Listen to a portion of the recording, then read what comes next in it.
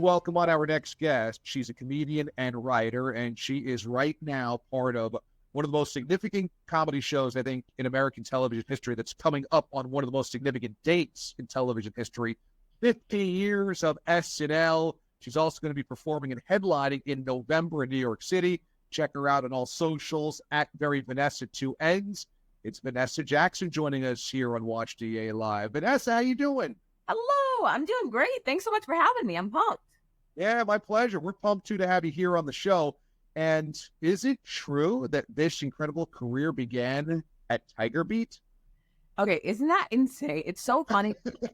Whenever people ask about Tiger Beat, they always think that it was like 1985. And I'm like, no, I was there in like 2017 when it was hanging on by a thread. I think I was like the last iteration of the print edition. But yes, it was big on like Justin Bieber, big on like any Disney Channel kid that was in existence. And it was fun. It's crazy, but fun.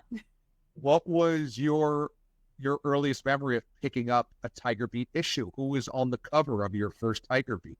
Oh, that's a great question. I think the cover of my first Tiger Beat, because I used to be super into like all of those movies, or all those magazines. That's a great question. When I was a kid, I think it was like Matthew Lawrence, which is like the middle Lawrence brother, Zac Efron, Nick Jonas. Nick Jonas was probably like the king of Tiger Beat when I was a teenager. He was like the one, the Jonas brothers in general. But I'm a Nick girl.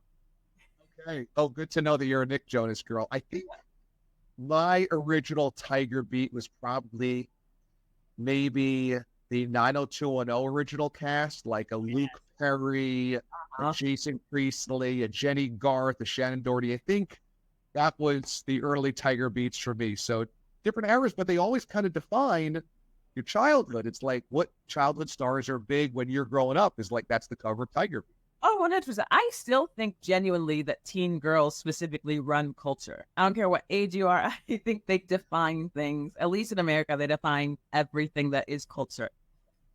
And specifically right now with Taylor Swift, right? I mean, the last 12 to 18 months really has been the year or the years of Taylor Swift this last couple of seasons. Yeah, it's about like the decade of Taylor Swift. I mean, I'm very impressed. She's found a way to stay on top for like a really long time if you think about it. Because somebody was saying, like, I think her first album came out when she was like 17, 18 maybe. Yeah. Like that's incredible.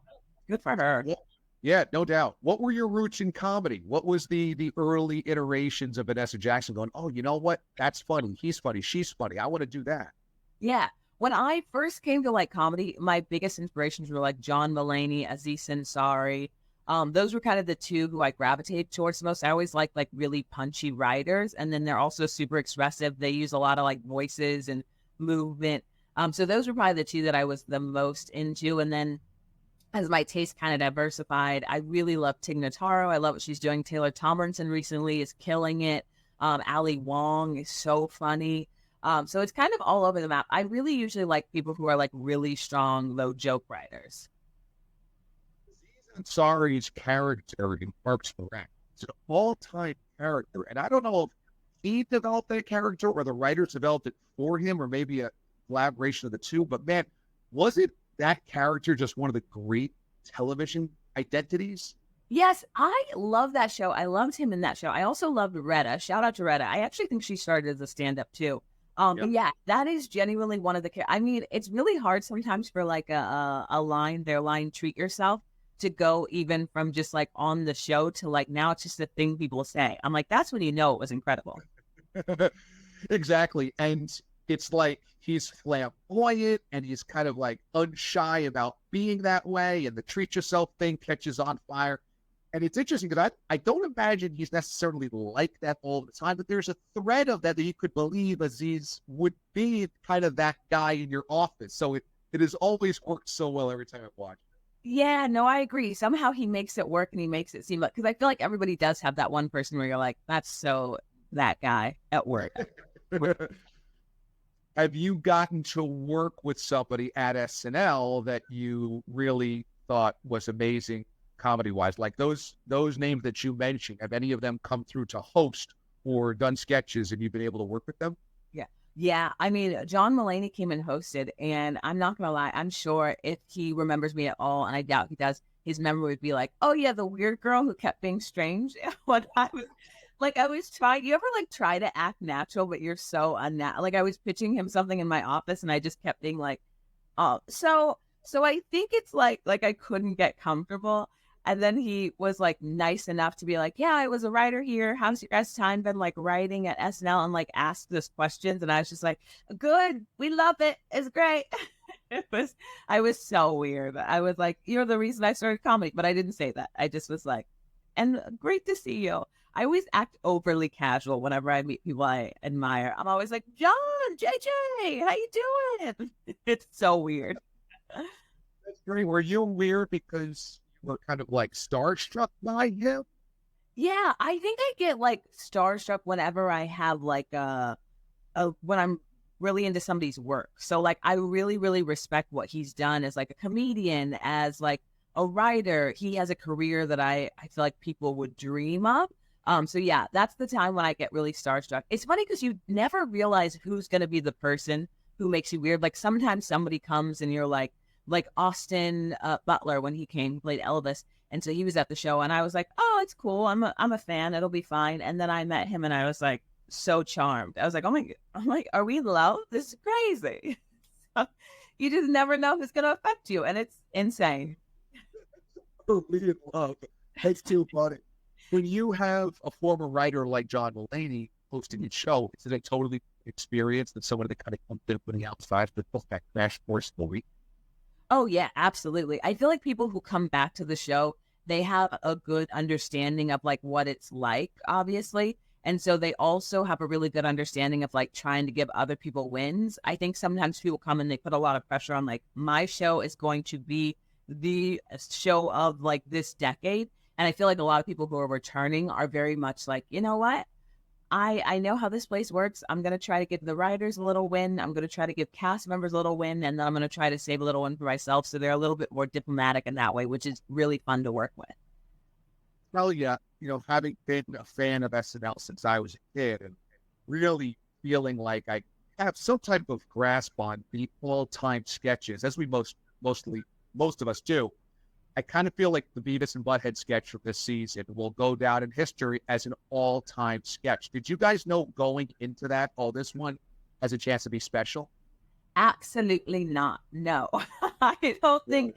I don't think. I mean, it was hilarious, and it's written by I think Streeter Seidel and Mikey Day, who are just like two comedic geniuses, have both been at SNL for like years and years, right? Some of the most popular, best sketches. And I think even they were a little like that sketch had been, they tried to do it at Dress, I think like 5 or 6 years ago with another host who I don't remember who it was. Mhm. It didn't go through. And so this time they were like, "Well, it's something we really like and it'll be funny." And yeah, it was just like lightning in a bottle. I mean, it killed every time it went in front of an audience and people kept breaking. It was like that funny. It's great. And Heidi does not break. She's really, really good about not breaking. And No. when she broke, I think it was like the damn broke. Oh, this is not only funny to me, this is so funny to everybody in there that it Yeah. was impossible not to laugh out loud with everybody. And I know that breaking at SNL is not okay. It's not what you're supposed to do. But in that case, it just felt like it was natural because it was visually so ridiculous that it was hard not to break. It was so funny. It was one of those things where we were watching it in the writers' room. We were all just like ourselves, just dying. I think I fell off the couch. It's like we were all like, "Is she gonna break? Is she gonna break?" And then she did, and it's just like it's amazing, and it's really contagious too. I think when people break, it just makes it even funnier. It does. And there's something so interesting about that sketch because it's not of the moment. It's not like Beavis and Butthead is a hit series right now. It's like you have to where that comes from in somebody's brain of something like Beavis and Butthead 25 to 30 years after they were really significant and part of the zeitgeist is a really wild idea. I mean, you kind of, Yeah. if you're under the age of 30, you might not even know who Beavis and Butthead actually are. 100%. And that's shout out again to Streeter and Mikey for the writing of that because you're 100% right. It's like comedy is so referential and like sometimes people understanding the reference is like literally 80% of the battle. It's one of those things where if people don't immediately know, they're like, oh, I don't know, I'm not going with it. But like for people to recognize, immediately hop on board and then just play that, it was so fun. It was really, really cool to see. A sketch that you either were the lead writer on or one of the lead writers on was the Amazon Go idea, where you take your phone and you scan at you scan when you walk in, and it's like you can just take whatever you want. And of course, much of the audience is like, oh wow, that's not all that weird. And then of course there's some of the audience that is like, no, you can't just necessarily get away with that. And I mean, Keenan is great in that, and he's like, no, I don't think I'm doing that. It's such a funny concept. Were you the lead on that? Did that come originally from you? Yeah, I was the lead writer on that one, and I wrote that with Brian Tucker, who has been at SNL, and he's just has had an incredible career. He wrote for like Chappelle's Show, Chris Rock's show, Colin Quinn's show back in the day. He's written a ton of stuff, and we both were like the only two in the office. There's an Amazon Go store in 30 Rockefeller, and so we both were like obsessed with the concept of it, and I just was like, but it also feels weird because I'm like, as a Black woman, I'm like, I don't really want to walk out of it and be like, I don't know what's going to happen. It feels like a trick. And he was like, oh, we need to write that sketch. And it just so happened that Zoe Kravitz was hosting the next week, which was perfect. So yeah, that was a really, really fun one to work on. And Brian Tucker's so funny. We wrote that one really quickly, actually. Like, I feel like the best sketches sometimes just like come out of you in like an hour, hour and a half, which was really, really great. It's so smart because it doesn't need you to explain the punchline. Here's all these, kind of like well-dressed white people walking in, and they're just taking whatever they want. They feel totally comfortable. And then here's Kenan Thompson or others that are like, yeah, I can't do that. No, I'm not. What's going on here? What's the trick, as you said? So it's like the layer where you recognize, oh, that's really funny. And the audience gets it as soon as Kenan is on film. As soon as he pauses, everyone starts cracking up. So that's a testament to you writing a sketch that doesn't even need you to explain the punchline, and the audience understands right away. Yeah, it was a tough line to walk though too, because it is very like one of those again where it's like if they don't get it from the jump, it's just like it's going downhill from there. Luckily, they understood right where we were going, and also credits to Kenan too for just like that perfect timing. Sometimes it really heavily depends on like the timing of it, and he was just like spot on. That's great. Is it a real crash course, the intensity, anger that we've heard to write and create on a weekly basis for SNL? Yeah, I mean it's a lot. It's really fun, but it is still very like, yeah, you're showing up, you're at like 1 p.m, going home at like 5 a.m. some days. Like you thought you were gonna be done at 9 p.m., but then you gotta go do a shoot until like 2 a.m. It's crazy. But it's really fun because you always have that feeling of like, oh my God, like I'm doing it. I'm working at Saturday Night Live, which is cool. But yes, there are some weeks that I go home and I'm just like exhausted. How did it feel when you were called for the job? It felt like a scam. I was like, somebody might be luring me to kidnap me or something, but I'm still going to go and I'm still going to find out. And every moment since I've been like, it's a scam, but it's worked out. But yeah, that first email I got on like a Friday randomly, and I was like, oh my gosh, this is insane. I'll be there. Cool. That's awesome. You guys must all already be thinking about next season and the 50th anniversary season and 50th anniversary special, the 40th anniversary monster television event. And I'm sure 50 is even going to be bigger. Yeah, it's going to be insane. I'm really excited. I feel like they're going to have a bunch of people they bring back. I feel like there's going to be a lot of like cool opportunities to do great sketches, maybe odes to like classic characters. I don't know. I'm pumped about it. I think it's going to be really fun. It's going to be really, really cool to be a part of that. You are headlining a show coming up in November in New York City. So do you start thinking about that months early? Do you kind of hone in on it when you're much closer to the event? How do you handle something?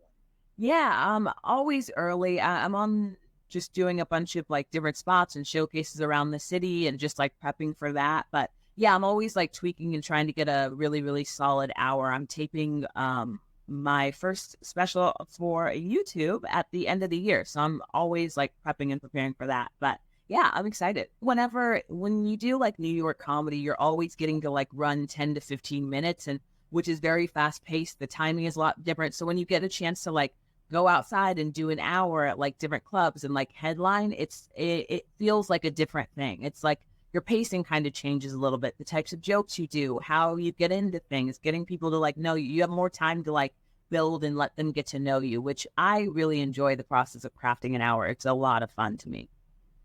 And what a cool time for comedy, because platforms have exploded and places like YouTube are desperate for really funny content and comedians. So you guys now have an opportunity to really create things like this, a 1 hour special that might not have been available to a lot of comedians not very long ago. Now you guys all get to partake in that. That's got to feel great just from a timing standpoint. Yeah, I mean, I think it's an incredible time to be a comedian too, because the power is really in your hands. If you have good material and you can get it out to people and like on YouTube, on your Instagram, there's like cool different things that are popping up, like Don't Tell Comedy and things like that are helping to feature comedians in like a digital space. So I think it's like anybody's for the taking, which I think is a really, really cool place to be. Yeah, I got to tell you, I really love your persona on stage. I think it's inviting, it's fun, it's charming, but it's really smart. And I think those are hard boxes sometimes to check, because you're out there, you're trying to kind of bring an audience in, but you're also trying to kind of like jab them a little bit with some punchlines. So to be kind of the way that you are on stage, I think it's a tough balance to strike. So I think you do such a good job with your demeanor on stage. It's really fun to watch you. Oh, thank you. I really appreciate that. I'll take that. I'll go with smart. Was telling somebody the other that on the phone with my dad, I used the word altruistic, and he was like, "Wow, okay." So you know what? There's balance. Sometimes you do smart things. Sometimes your own father is like, "Okay, a 3-syllable word." Cool. Yeah, they could go one of two ways. Either you're like, wow, I impressed my dad, that's awesome. Or, Dad, did you not think I was smart enough to know that word? Yes, I was like, "Why was that shocking?" Wait. Yeah. Vannessa Jackson is our guest here. Check her out on all of her social media accounts at Very Vannessa. There's 2 N's, as you see at the bottom of the screen right now, at Very Vannessa, 2 N's on her social media accounts and online as well for upcoming shows. And like we said, November headlining. What's the venue in New York City that you're going to be headlining? The Tiny Cupboard. It's in Bushwick, Brooklyn. Great place. Yeah. Great microbreweries around there. Great nightlife in Bushwick. Just a couple of G stops away from Greenpoint and Williamsburg. So that's a cool place to be performing. Vannessa Jackson joining us here on the show. Vannessa, this is so much fun. Thanks so much. Go out and kill it. I can't wait to see more of your stuff. Thank you. I really appreciate it. Thanks for having.